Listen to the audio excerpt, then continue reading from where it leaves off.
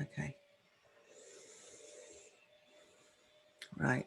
Sorry for the hiccup at the beginning. Okay, my name's Gail Hugman, and I volunteered to do this talk on mum guilt because although I'm not a mum, that's my disclaimer, I have been working for mums and with their children for the last 47 years. And so I felt that some of my knowledge and information and experience may be of help to you. A little bit of background about me. I spent 30 years in and around London teaching in primary education, and often saw a sea of faces looking at me as though they were doing me a favor by being there. And it puzzled me as to why I felt more concerned about their future than the children. And I wanted to do something about children's engagement in their learning and development.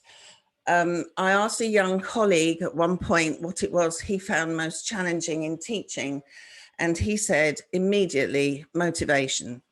I can make children do what they have to do, but I can't make them want to do it. And that has been my mission for the last 20 years, to work out what it is that gets children to want to do what they need to do. So in 2003, I set up Lessons Alive to motivate children. And I have worked in my career with over 30,000 children from 50 different nationalities. So I've met all different cultures, different lifestyles, and different needs that people have. And especially if children do not have a way of life that is familiar, like a Christian life or a Muslim life or a Jewish life, if they don't have a moral compass, if you like, then what do we do to get them motivated? So I've misspelt levels, and I'm an English teacher. I've worked at all levels of society, from single mums living in a room with their child to rock stars and celebrities. And I can tell you from experience, mum guilt is everywhere. And I found this quite by accident, actually, when it was the way parents would talk to me about the issues with their children. Because the first thing I always do is have a chat with mum, usually, or mum and dad, to get some background on why the child needs my help. And in that talk, it's very personal, it's very intimate, and I know there are coaches here who will understand this. I found people confiding in me things that they were thinking about their children that they didn't confide in anybody else. And one very successful working mother, said to me, this child's got everything he could wish for. He's got a room full of iPads, technology, the Lego, the latest XP, whatever it is. I'm not actually au fait with all that stuff, but I do know that children demand it these days. And just the culture we're in causes children to want more and more, and you feel you have to give it. And she said, what else can I do? What else can I do? I want to take him swimming, and he sits under the table and he screams. He won't do what I ask him to do. And he was 5 years old. She said, he's got everything in his room, television, everything. And I said, when has he got you? Now, she was so busy and she was working all hours. And I'm sure many of you will resonate with this, or this will resonate with you. I meet this a lot. I haven't got time. I'm doing it for them. I haven't got time. And I said to her, actually, all you need, from my understanding of children, my knowledge of children, all you need is one definite session a week or a fortnight that you reserve for your child, and they are patient little people and they will treasure that. But if you let them down, they'll be all hell to pay. So what this mother did, she decided to have breakfast with her son every Friday. And I said, when you have that breakfast, you put your phone off or out of the way. And you don't respond to anybody else. There were other children in the house. And I said, you tell them, this is your time with this particular child. And you don't let anything get in the way of that. It is more important than life itself at that time. And the reason for that is that children's brains believe what you say. And if you say that and you let them down, the energy they manufacture for that exciting event of breakfast with mum or a trip somewhere with mum, that energy that they manufacture for that meeting with you turns toxic. And that's why you get the tantrum after it. So whenever we say we're going to do something, our brain automatically manufactures the energy to do it. If we then don't do it, that energy has nowhere to go. And with children, it bursts out in a tantrum. That was the first experience of this mum guilt. Then a mother one day, in the middle of our discussion, she broke down in tears and she said to me, I know I shouldn't say it. I feel terrible, but I don't like my child. Now, this little chap was really struggling with something at school and he was being very naughty. And that's how children articulate difficulty, that they cannot tell you what's wrong. You take a child who is an example of the most intelligent, the most creative, the most sensitive form of life on this planet. The only difference between children and adults is that the children have no experience and no reference. Otherwise, they are perfectly formed, perfectly well equipped.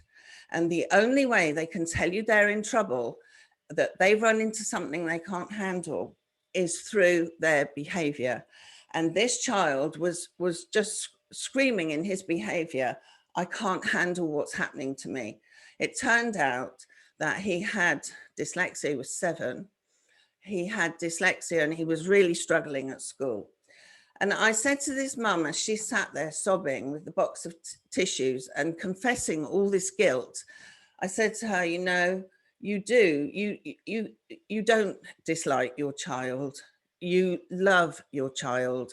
What you don't like is his behavior, and we will sort that out. And within 10 days of turning this child around, they were back in a happy relationship again. So if you are harboring some kind of guilt about something you don't like in your child, have a one-to-one. It doesn't even need to be with me. Confide in somebody, because it's not helping you and it's not helping them.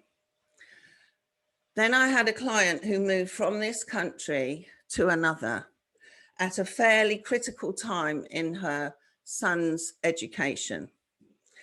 And the child, they moved totally away to Asia. And I actually learned to do online learning because of it, because they wanted to stay with me. And the child had a terrible reaction to the move. Gorgeous boy, really easygoing, very, very cheerful. And suddenly we're dealing with a complete breakdown of this child who hated it. And he came online. He said, I don't like it here. I don't like the food. I can't understand what they're saying. I hate it. It's full of foreigners. I can't. And it was just too much, too overwhelming. And he wanted to be with his friends. He wanted to be in his school. And followed by that, his mum followed him also in tears. And she said, I feel so awful. I feel so responsible, what I've done to his life, what I've done to him. And I said, hang on a minute. What you've done to him, I said, you cannot control his reaction to his experience of the world. You cannot control that. It's not your job to control that. It's your job to lead him through it. So if you feel that you've created a situation and one of your children or your child has had an unfortunate reaction to it, then your job is to lead them out of it. How are they meant to cope with those feelings? How are they meant to think about the new situation? And it took maybe a week, 10 days to help this mum and son through this crisis point. But children will transform from, you can say, oh, my child would never do that. I can promise you, your child is a human being, and your child can do anything that a human being can do in the right circumstances. And then another mother, on another occasion, I did a lesson with a little girl, and a very timid little girl, and it was my job to help her become more confident in the classroom. And we were really making progress and coming towards the end of a lesson.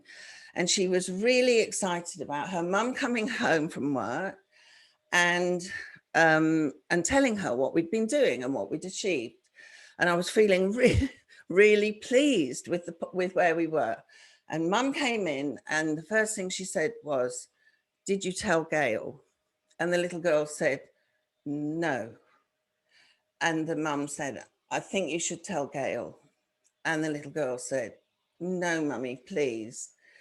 And she said, "I really do think you should tell Gail." And she went, "No, mummy, don't." And of course, then mummy blurted out something that had happened at school. And the child, I saw the whole breakdown in this child of everything we'd just achieved disintegrate. Mother then, as the child ran out crying, mother then collapsed in floods of tears, and she apologized profusely. She said, "I know I got that wrong. I shouldn't have done that. I'm really sorry. I shouldn't have done that." And I said, hold on. Let's take a breath. And she had, this is very common actually, she had projected something onto her child that had happened with her in her childhood, and she wanted help to resolve it in herself. She didn't want her child to go through the same thing, but her child was actually fine. Her child was now dealing with something else. And as she sat down, she said, "I thought I'd got rid of this. I've been through therapy. I've done this, I've done that." And I said, "Hang on a minute. Your foundation is built between birth and puberty. Every human being builds their foundation between birth and puberty. That's when you form the internal structures. And I now know that it's a physical thing. It's a physical creation in us, in our brains, the neural pathways and so on. And that forms the basis of your life. The things that aren't quite right then are the things we take into therapy later, and the things we learn to manage later. So when she said to me, "I thought I'd got rid of it," I said, "You can't get rid of it. You can't. It happened in your foundation, but what you can do is manage it." And so these are real people. This is real guilt. And this is really heart-wrenching. And I work with this a lot with parents who are, tormented over making decisions for their children. I remember spending months with one couple who were trying to work out what the best decision was for their son, and how were they going to get rid of his bed because he needed a new one and he loved his bed, and they were worried. And I know you go into the fine detail and the nitty gritty, but let's think about what a mum really is to a child. Let's think about that for a minute. Now, did a little bit of research for this, and I found, oops, hang on, gone too far. Oh, that one.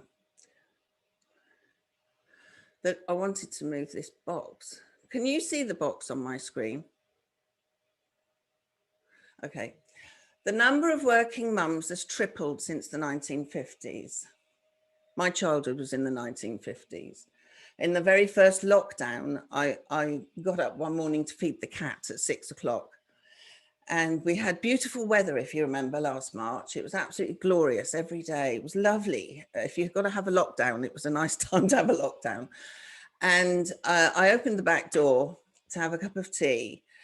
and the garden was filled with birdsong, and there were no planes, no cars, no one was about, because it was at the time when we were all terribly frightened and indoors. And as I sat there, I thought, this is what the world was like in my childhood. And, you know, I'm still alive. Here I am, kicking and breathing. And so in one lifetime, look at how much change there has been. My mother didn't work, not until I was 14, I think. And the number of working mums has tripled since the 1950s. Women's aspirations have changed and they want equality. Of course we do. Almost 3/4 of mothers with dependent children are now in full or part-time work, added to which competition has driven up expectations of children. And I know where I live very close to an award-winning, you know, high-performing grammar school. I moved here in 2007. And each year we would get a message to say that the traffic would be bad on a certain day because it was an open day and 1,000 people would come to have a look at the school, to sit their children for 170 places. Now, 14 years later, 3,000 people come. They've added an extra 2 places. So the competition is ferocious. And you know, in your heart of hearts, how anxious you can be about the future. And so you go to work either to pay for additional experiences for your children, additional things for your children, additional education, tutoring, whatever for your children. So I'm not quite sure where this guilt comes from.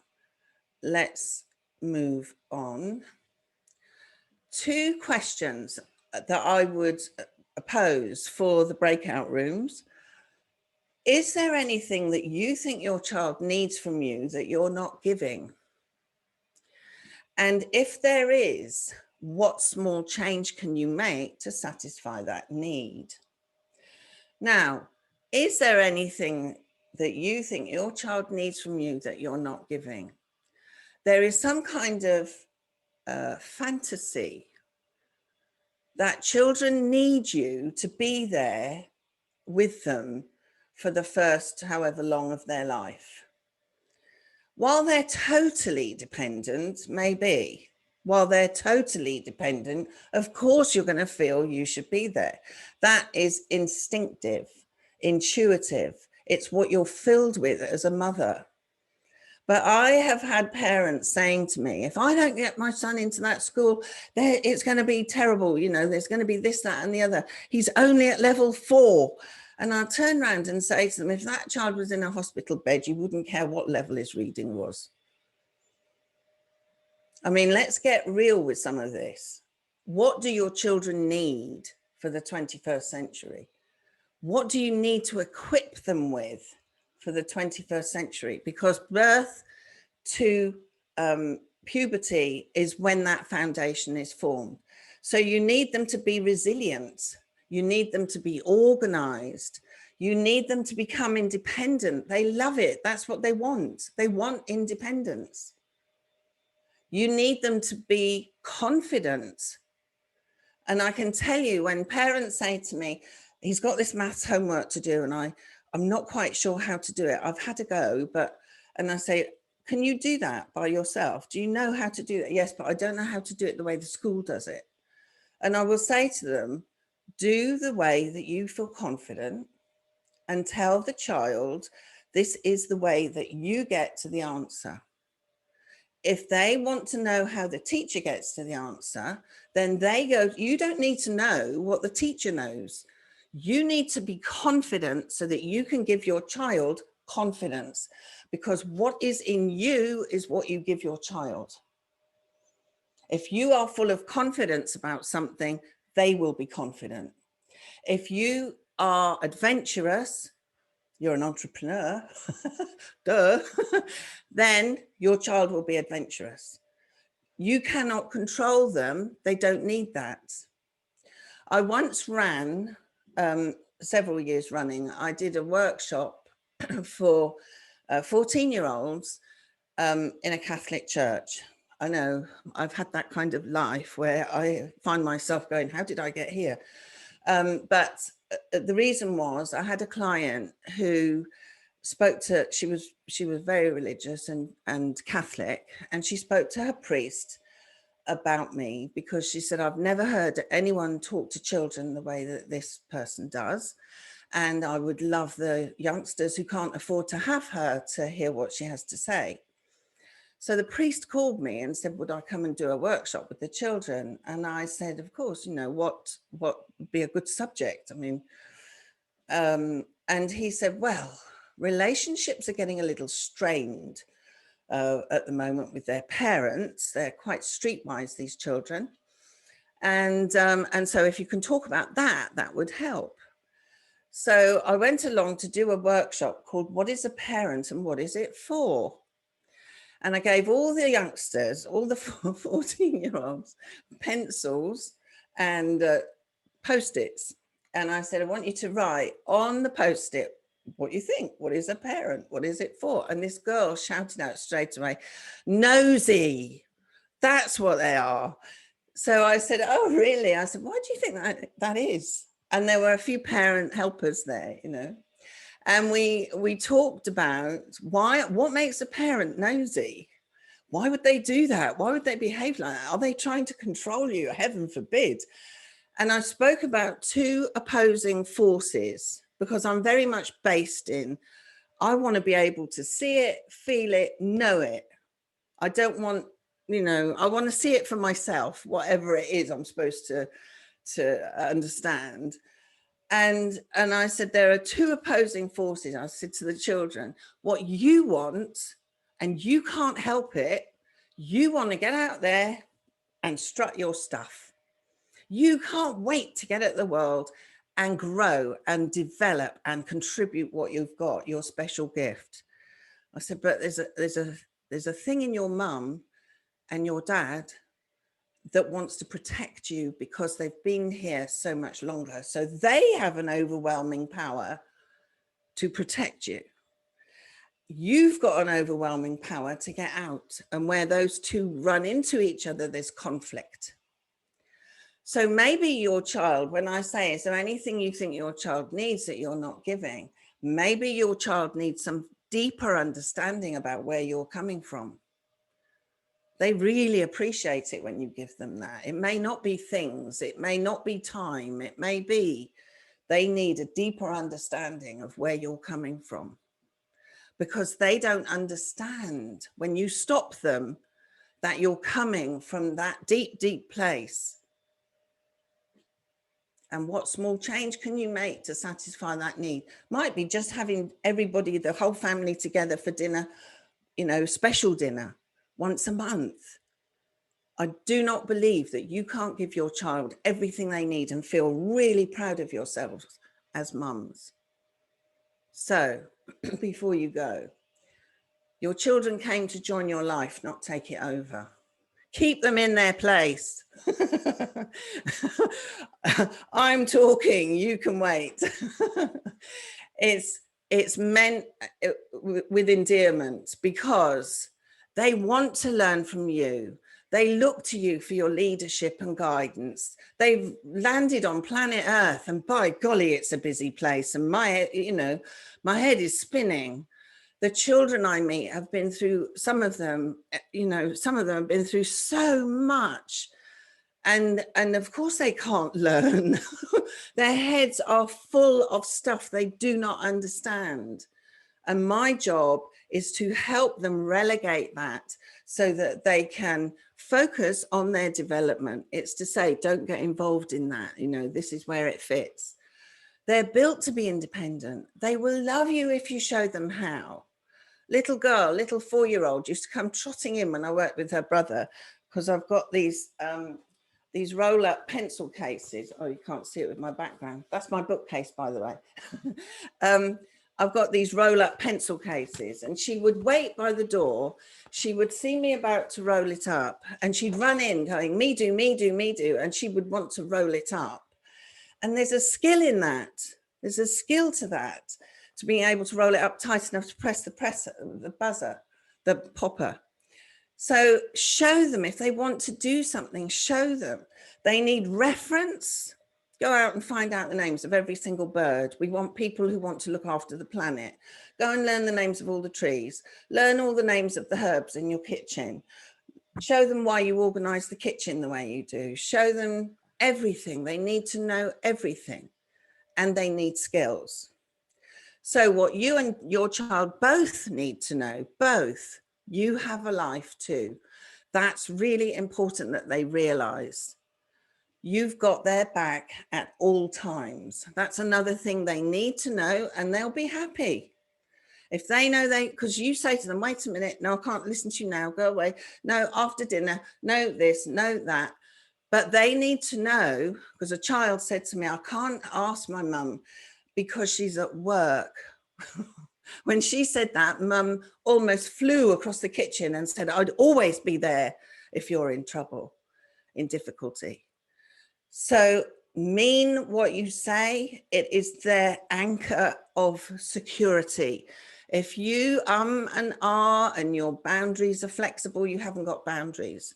That makes them insecure. If you have got children who are playing up, it's because your boundaries are bouncy. Don't have bouncy boundaries, because they like it when you are firm. They might not like the consequence sometimes, but they actually appreciate that, you know, the world's a bit crazy. At the moment, if you're worried about mental health with school, focus on making them secure. Mean what you say. So now, this says Lessons Alive. This is my minute. I don't know if I've gone too over, have I, Carly? In January, a client loved what I'm doing so much, she made me a business proposition. Since February, we've been working together to give children control over their lives, to help parents to do this. I've not spoken about this very much at all. You're the first group to know. We have created Human at Core, and we are about to launch a series of webinars for parents. We are launching in Singapore, in the States, in the UK, and I can't remember where else. But we mean business. We mean to help parents everywhere bring their parenting into the 21st century, and to give children what they need to equip them for the 21st century. So if this is something that is of interest to you, then we have now got a Facebook page. I will be live on it every day through July. If you want to know more, then email me your details and I will keep you up to date. Lessons Alive will continue as the teaching service, one-to-one teaching with me, but Human at Core is going to be webinars and courses and help for parents, not for children. We might later, but we're hoping eventually to set up a foundation where parents can get the help they need. So I hope you found that helpful, and I haven't run over too much, but yeah, thank you. I have just done my first presentation. Well done, Gail. Thank you so much. I know you said to me yesterday it was your first one, so well done. That was brilliant. Thank you. And thank you for providing us with a couple of questions for in the discussion room. Now, before I put you into breakout rooms, is there anybody that needs to drop off? So I know sometimes people need to leave before the end of the meeting, just so I can get the numbers right in the breakout room. If you need to leave, just give me a quick wave. Oh, Dorothy, do you need to go, Dorothy? Oh, no, I don't need to go now, but I need to go before about 25 past. Okay, right, that should be fine. Right, okay, so I'll pop you into the breakout rooms. So they're on for 15 minutes. So then we'll come back into the main room here. So the two questions that Gail posed for us, I tried to quickly jot them down while they were on the screen. So is there anything that your child needs that you're not able, that you're not giving them? and what small change can you make to satisfy that need. So if you can discuss those. So your rooms, there's, because of the numbers, there's 3 in some rooms, 4 in some rooms. Just please make sure that everybody gets a chance to speak. And if you're not sure that you can answer those questions, you can just listen, absorb, give your input on the others, and we'll come back. So I need to allocate room leaders. So when we come back, if you can just, if it's not something you want to share to the main room, then just let your room leader know. So if we go for room 1, Kate, are you able to be? Are you happy to be room leader for room 1? Room 2, Kirsty. Room 3, Henriette. And room 4, Maddie, if that's okay. So you just give an overview of the sorts of things that came up. You don't have to say who said what. You don't need to be specific if you don't need to. Yes, Victoria, man, child and fur babies do count too. So yes, basically wherever you think it's applicable in your lives. So I'll pop into rooms now. It'll give you 15 minutes and then it'll give you 60 seconds warning before it closes. You all back in here. So I shall see you all on the other side in 15 minutes.